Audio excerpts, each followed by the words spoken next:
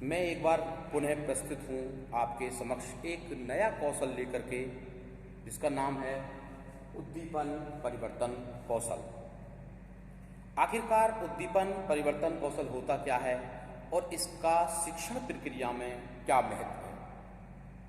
छात्रों, इस उद्दीपन परिवर्तन कौशल का शिक्षक प्रक्रिया में बहुत ही महत्वपूर्ण रोल है, क्योंकि इस कौशल के प्रयोग से एक शिक्षक अपने छात्रों को सजग कर सकता है, उन्हें केंद्र बिंदु की तरफ फोकस कर सकता है, उनका ध्यान केंद्रित कर सकता है और क्लास को जागरूक बना सकता है और पढ़ने के लिए प्रेरित कर सकता है। यह कौशल शिक्षण प्रक्रिया को निपुण बनाने के लिए और छात्रों के ज्ञान अर्जन करने के लिए बहुत ही महत्वपूर्ण प्रक्रिया है। अगर हम इसमें से कुछ घटकों का ध्यान रखकर इस उद्दीपन परिवर्तन कौशल का प्रयोग करेंगे तो हम निश्चित ही कक्षा में सफलता अर्जित कर सकते हैं और छात्रों का ज्ञान अर्जन कर सकते हैं। इसके कुछ घटक हैं। पहला है संचालन।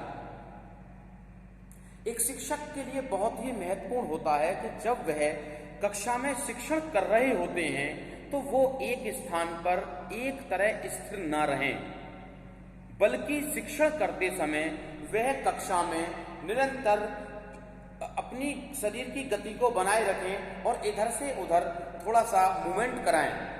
एक जगह स्थिर होकर के ना पढ़ाने की बजाय वह छात्रों के समीप, कभी ब्लैक बोर्ड के समीप, कभी डाइस पर मूवमेंट कराएं शरीर को, ताकि जो बच्चे बैठे हुए हैं उनका ध्यान केंद्रण शिक्षक की तरफ हो। क्योंकि शिक्षक अगर एक ही स्थिति में लगातार खड़े रहेंगे तो लगातार एक स्थिति में बच्चों का ध्यान केंद्रित नहीं रहता है, उनका ध्यान भटक जाता है पढ़ाई से। इसलिए कक्षा में टीचर्स को मूवमेंट करते रहना चाहिए ताकि बच्चों का ध्यान उनकी तरफ केंद्रित रह सके। दूसरा है हाव भाव। एक शिक्षक को कक्षा में प्रसंग, टॉपिक, प्रकरण, कंटेंट के हिसाब से हाव भाव को परिवर्तित करते रहना चाहिए।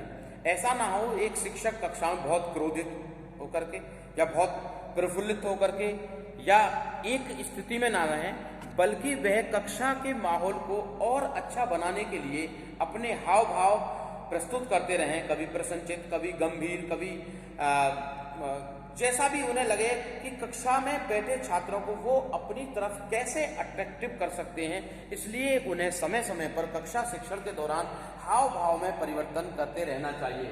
नेक्स्ट है वाक् स्वरूप परिवर्तन। हम सभी जानते हैं कि हमें वाक् स्वरूप, बॉडी लैंग्वेज में परिवर्तन करते रहना चाहिए। कभी अपनी आवाज को तेज, कभी मंदी, कभी लिमिटेड, एक सीक्वेंस क्रम में रखना चाहिए। यानी कि वाक् स्वरूप परिवर्तन, जैसा सेंटेंस है, जैसा टॉपिक है, जैसा कंटेंट है, उसके हिसाब से हमें क्या करना चाहिए, वाक् स्वरूप शरीर का परिवर्तन करते रहना चाहिए। कभी बच्चों को तीव्र शब्दों के द्वारा, कभी मंद शब्दों के द्वारा इस तरह से पढ़ाना चाहिए कि वह बच्चे टीचर्स की तरफ ध्यान केंद्रित कर सकें। अगला है ध्यान केंद्रण। ये बहुत ही महत्वपूर्ण है एक टीचर के लिए कि वो अपने छात्रों का ध्यान कैसे आकर्षित करें अपनी तरफ, ब्लैक बोर्ड की तरफ या शिक्षण सामग्री की तरफ या शिक्षण प्रक्रिया के तहत। व्याख्यान ठीक तरह से समझाएं,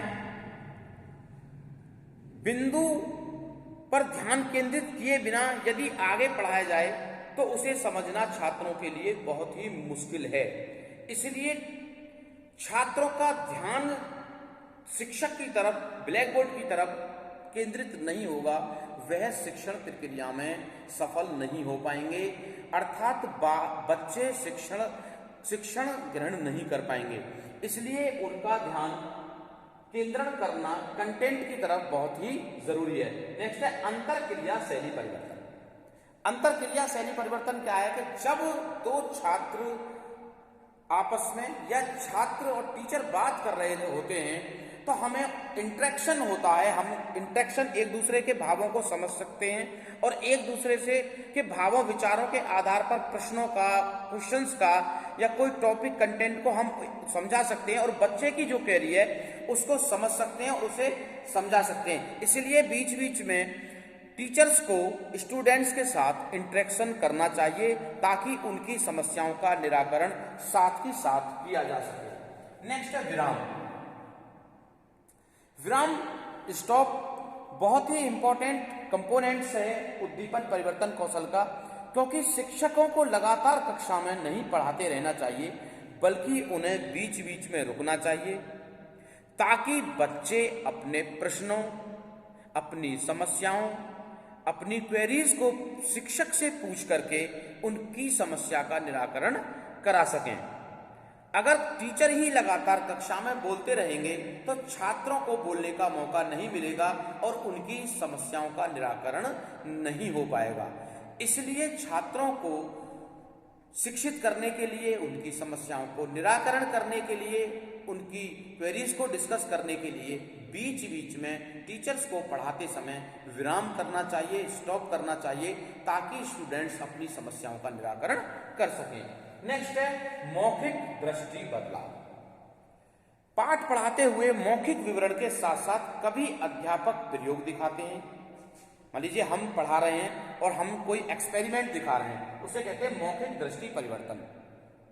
हम पढ़ा भी रहे हैं लेकिन बच्चों का ध्यान जो है एक्सपेरिमेंट पर है, या हम पढ़ाते पढ़ाते समय एक्सपेरिमेंट नहीं कर रहे हैं, कोई डिमोन्स्ट्रेशन कर रहे हैं, कोई ब्लैक बोर्ड पर किसी कार्य को दिखा रहे हैं। तो ऐसी क्रिया करनी चाहिए जो मौखिक दृष्टि बदलाव, यानी मौखिक दृष्टि बदलाव होती रहे। बच्चे कभी मौखिक दृष्टि बदलाव कि हम बोल यहां से रहे हैं लेकिन बच्चे ब्लैक बोर्ड पर वहां समझ रहे हैं, बोल यहां रहे हैं लेकिन बच्चे एक्सपेरिमेंट को देख रहे हैं, बोल यहां रहे हैं, बच्चे अपने चार्ट के द्वारा उस कंटेंट, उस टॉपिक का अध्ययन कर रहे हैं जिसको हम समझाना चाहते हैं। सभी क्रियाओं को मौखिक दृष्टि बदलाव कहा जाता है। यानी मौखिक के साथ साथ हम चार्ट, मॉडल, एक्सपेरिमेंट आदि का भी प्रयोग करते हैं तो बच्चों का ध्यान केंद्रित होता है। अगर हम कक्षा में उद्दीपन परिवर्तन कौशल का प्रयोग करने जा रहे हैं तो इन घटकों के माध्यम से हम कक्षा का माहौल सक्रिय बना सकते हैं, बच्चों का ध्यान शिक्षण प्रक्रिया की तरफ बढ़ा सकते हैं, बच्चों को ज्ञान अर्जन करने के लिए प्रेरित कर सकते हैं और बच्चे सीख सकते हैं। इसलिए आप इन कौशलों का आवश्यक रूप से प्रयोग करें अपने छात्रों के भविष्य को देखते हुए। धन्यवाद।